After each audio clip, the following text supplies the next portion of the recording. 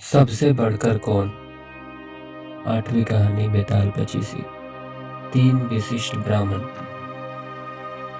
अंग देश के एक गांव में एक धनी ब्राह्मण रहता था।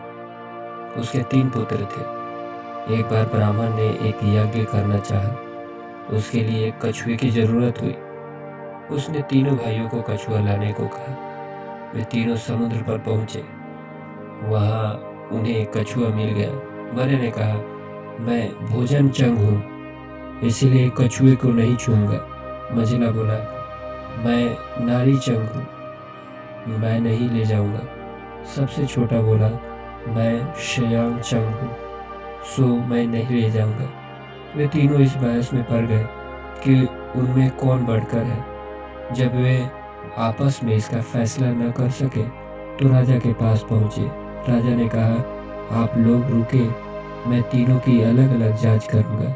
इसके बाद राजा ने बढ़िया भोजन तैयार कराया और तीनों खाने बैठे।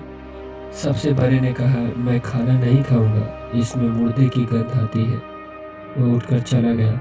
राजा ने पता लगाया तो मालूम हुआ कि वो भोजन शमशान के पास के खेत का बना था। राजा ने कहा, तुम सचमुच भोजन चंग हो, तुम्हें भोजन की पहचान है। रात के समय राजा ने एक सुंदर स्त्री को मझले भाई के पास भेजा। ज्यों ही वो वहां पहुंची कि मझले भाई ने कहा, इसे हटाओ यहाँ से, बकरी की दूध की गंध आती है। राजा ने यह सुनकर पता लगाया तो मालूम हुआ कि वह स्त्री बचपन में बकरी के दूध पर पली थी।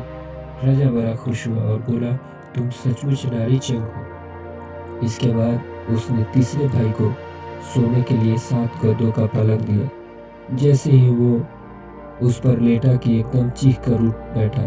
लोगों ने देखा उसकी पीठ पर एक लाल रेखा खींची थी। राजा को खबर मिली तो उसने बिछौनों को दिखवाया।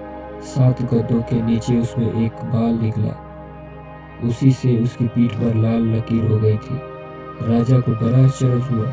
उसने तीनों को 1-1 लाख असरफियाँ दी। अब वे तीनों कछुए को ले जाना भूल गए, वहीं आनंद से रहने लगे। इतना कहकर बेताल बोला, हे राजा, तुम बताओ, उन तीनों में से बढ़कर कौन था। राजा ने कहा, मेरे विचार से सबसे बढ़कर श्यांग चंग था, क्योंकि इसकी पीठ पर बाल का निशान दिखाई दिया और ढूंढने पर बिस्तर में बाल पाया भी गया। बाकी 2 के बारे में तो यह कहा जा सकता है कि उन्होंने किसी से पूछकर जान लिया होगा। इतना सुनते ही बेताल फिर पेड़ पर जा लटका। राजा लौटकर वहां गया और उसे लेकर लौटा तो उसने ये कहानी सुनाई। अब आगे।